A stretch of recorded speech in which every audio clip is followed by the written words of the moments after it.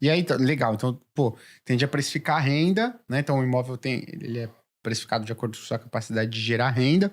Mas o que, na sua visão, determina uma boa capacidade de geração de renda?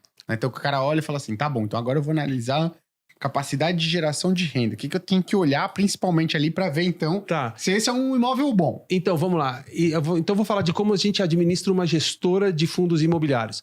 A primeira coisa que eu acredito é que os gestores precisam ter capacidade de conhecimento vertical. Isso quer dizer o seguinte, nas suas respectivas especialidades. Ou é logística, ou é renda corporativa, ou é residencial, ou é saúde. Enfim, tem as diversas categorias como a gente organiza os riscos imobiliários, digamos assim. E é muito mais importante para um gestor de fundo imobiliário conhecer aquela atividade do que conhecer imóveis ou conhecer o mercado financeiro, que às vezes o linguajar das pessoas é muito esse. Não, contrato típico, contrato atípico, a renda imediata do imóvel, o que quer que seja. Quando na verdade é o seguinte, para quem administra um fundo imobiliário, por exemplo, de lojas de rua, para mim é muito mais importante que ele entenda o business de varejo. Por exemplo, é importante estar numa esquina com que tipo de frequência de pessoas, com que tipo de renda de pessoas, com que tipo de ciclo de dia de presença. É perto de transporte público? É longe de transporte público? Essas lojas hoje serão utilizadas realmente para consumo ou mais para visitação e para eventual estímulo à compra online? É um ponto de distribuição também, de apoio à atividade online? Grande, pequena, iluminada, escura, debaixo da terra? É muito mais importante o gestor de um fundo de imóveis de varejo entender como é que funciona a Magazine Luiza, como é que funciona Lojas Marisa, como é que funciona Casas Pernambucanas, como é que funciona Lojas Americanas, como é que funciona a realidade de ser um comerciante. O imóvel é uma consequência disso, ele vai tanto administrar melhor o imóvel e gerar melhores rendas, porque ele vai alocar o imóvel para a pessoa certa. Este é um ponto certo para um Starbucks. E eu acho que o que está faltando no Brasil em termos de sofisticação imobiliária, e isso nós estamos chegando lá. Acho que as gestoras imobiliárias, à medida em que os fundos estão ficando grandes, passaram 1 bilhão, 2 bilhões cada fundo, à medida em que a diversificação dos fundos também aumentou. Vamos lembrar que os fundos nasceram quase monoativos. Vários fundos, inclusive nossos, nasceram monoativos. Era um ativo não listado, listou um fundo, faz um aumento de capital, compra mais um ativo. Essa fase também já passou. Agora nós estamos numa fase em que os gestores precisam entender das suas atividades. Por exemplo, logística.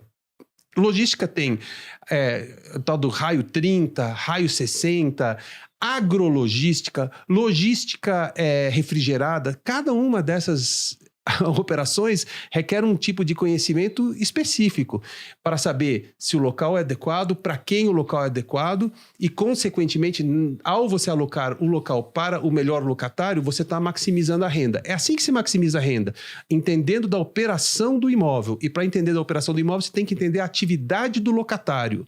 Muito mais importante para mim entender da atividade do locatário do que conversa de que entende de metro quadrado e do preço disso e daquilo e da Avenida Paulista e do novo desenvolvimento. Porque você só vai realmente conseguir decidir essa alocação direito se você entender dessa atividade por trás. Legal, porque parece que o que você está me falando é que o mercado de fundos imobiliários está se profissionalizando e ele está ficando cada vez mais parecido com o mercado de ações. Porque como é que funciona o mercado de ações? Pô, não dá para um analista, né, cobrir o mercado inteiro de ações. O que você faz? Você tem cada pessoa olhando especificamente um setor. Até tem o cara olhando energia. Aí o cara sabe que, tem transmissora, geradora e distribuidora. Só que, aí, além disso, ele sabe que existem transmissoras e transmissoras. Sim. Geradoras e geradoras, que atuam em diferentes nichos de geração de energia. Sim. É o que você está falando. Com Tem a logística, o setor de logística. Mas dentro de galpões logísticos existem uma diversidade grande também, né, de galpões logísticos. Isso traz uma complexidade maior, né, na hora de você analisar, só que aí o que eu estou entendendo é, se você analisar corretamente, você consegue ter uma performance superior ao IFIX, perfeito? Fazer uma boa seleção de ativos. Eu acredito que o melhor gestor que vai entregar melhor rendas e que vai superar qualquer índice que seja um bom medidor do risco que ele está correndo é quem entende do business para quem ele está alocando o imóvel. muito mais do que quem fala uma linguagem financeira relacionada àquele ativo. Uhum. Então, isso é muito interessante para você ver como isso é amadurecimento do mercado. Eu me lembro que há alguns anos eu conversei com um gestor, né, multi-estratégias dentro do mundo imobiliário, né? E especificamente percebi que ele não gostava tanto de shopping center, né? E aí ele definiu o gestor de fundo de shopping center como um RI de luxo. Porque, no final das contas, tem a administradora tocando shopping center, né? E aí eu ouvi atentamente, fiquei calado, segui minha vida. Só que eu já fiz gestão de portfólio de shopping center. Então, a última coisa que quem faz uma gestão de portfólio de shopping center é um RI de luxo, porque você vive dentro de assembleia de shopping center, aprovando desconto para lojista, aprovando reforma de uma determinada área para atrair um perfil de um determinado lojista que o teu cliente quer e vai melhorar o fluxo para você. Então, a última coisa que você também é RI do fundo, no final das contas, mas você tem que estar imerso naquele mundo ali do varejo shopping center, que é específica, tem as diferenças para o varejo de rua, né? E isso foi há alguns anos atrás. Hoje, né, essa mesma estratégia tem shopping center lá dentro. Sim. Essa mesma estratégia tem shopping center lá dentro. Por acaso, até a Então, shopping você vê center que uma das atividades mais complexas. Você vê como É uma atividade negócio difícil, porque se você olhar shopping center como uma família geral, o IFIX dos shopping centers, você não vai gostar do resultado. Shopping é um assunto que no genérico é problemático. Só que a elite dos shopping centers é excelente. Então, é onde a escolha faz muita diferença. E a administração da operação shopping center é de uma complexidade muito grande, até porque o fundo imobiliário provavelmente vai estar envolvido na decisão de quem é o administrador do shopping center. Também. No nosso caso, recorrentemente essa é a situação. Então você tem que decidir quem é o bom administrador desse shopping center, e eu digo de caso vivido que não é muito elementar você saber quem é, e você às vezes passa por diversas experiências.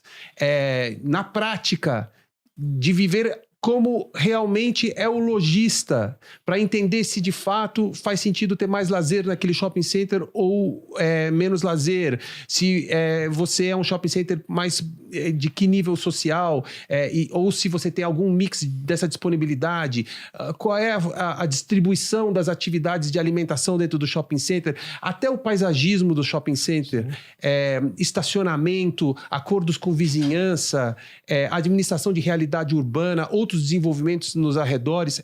O shopping center talvez seja o ativo de maior, vou cuidar aqui, mas eu acho que talvez o de maior complexidade. Em termos, inclusive, de administração de partes interessadas, com certeza. Sim. Porque tem lojistas, os cotistas dos fundos, tem administrador, como eu disse, uma vizinhança sempre faz muita diferença. Normalmente é uma mesa muito plural de sócios. Sim. Né? Às vezes você é o dono de um condomínio logístico. Sim. Quando muito, você tem um sócio, quando muito. Sim. Na maioria dos casos. Né? Então você toma decisão ali. Né? A mesma coisa para num prédio é até mais comum você ter o condomínio ali, mas pelo menos naquela área que você tem, porque ainda tem essa diferença da propriedade de uma laje corporativa e de um shopping center. Na laje corporativa, você é dona daquele espaço. Sim, né? Ali tá todo mundo compartilhando uma situação. O shopping center, você tem uma fração do todo. Você tá falando, tá me vindo à mente é o seguinte, um dos nossos fundos de maior sucesso e de maior longevidade e de maior, talvez, conhecimento é o Pátio Higienópolis, que é um empreendimento de sucesso quase que acachapante, digamos assim, nesse mundo tão difícil que nós estamos descrevendo aqui. Nós estávamos falando antes de outros casos mais complicados, que não se entende exatamente. Tem uma coisa do shopping center, né? Uma vez você fez aquilo, tá aquele monte de tijolo, aquele monte de cimento, aquele monte de alocação de capital ali. E agora? Você conhece vários shopping centers em São Paulo que estão meio, né? O Pátio Higienópolis é o oposto disso. Só que eu garanto para você que não teve sorte nenhuma envolvida nisso. Claro que as pessoas que desenvolveram o shopping foram extremamente capazes, mas no decorrer do tempo houve muito ajuste de detalhes finos que passou, inclusive, por acertar na administradora do shopping center, que hoje é a Iguatemi, mas houve um caminho até ali, e houve muito debate até ali, e eu te garanto que o nível de debate que existe, inclusive sobre a direção a cada momento do shopping center, é muito intenso. Até o restauro da casa de eventos que existe ali do lado, como que entra, como que não entra, se o shopping center expande, se não expande, enfim... Cada uma dessas é um estádio de futebol tomando decisões. Não, o Paulo é um gentleman, né? Mas trocando em miúdos para o pessoal entender, eu já participei de assembleia de proprietários de shopping center que... Dedo na cara. O negócio cantou, entendeu? É que no final você tem um grau de maturidade tão grande entre as pessoas que estão ali, que todo mundo sabe que não é pessoal. É cada um defendendo o seu interesse ali, tentando, obviamente, congregar pro empreendimento ser, sabe o que eu vou te virtuoso. E no final almoçamos todos juntos. Não, então, tem um lado juntos. super bonito disso, que é uma espécie de... É o capitalismo à la futebol, digamos assim. É o capitalismo popular. O cotista dos fundos imobiliários de shopping center, e eu até digo isso no caso do Pátio Higienópolis, aquele shopping center formou poupança tão significativa para pessoas que talvez nem imaginassem que fossem alcançar o tamanho de capital que eles alcançaram por acúmulo de capital mesmo e por valorização do empreendimento. E essas pessoas corretamente têm opinião e são ativos, e algumas pessoas são mais, talvez... sei lá, mais rebuscadas na forma de expressão, outras são mais diretas, umas às vezes são mais chulas, pode até ser, mas é a vida como ela é. Então, eu diria o seguinte, é uma democracia capitalista. Os fundos imobiliários, na minha opinião, em termos de mercado de capitais, como um todo, shopping center é o mais de todos, tá? Mas os fundos imobiliários é a maior democracia capitalista que existe no Brasil, porque...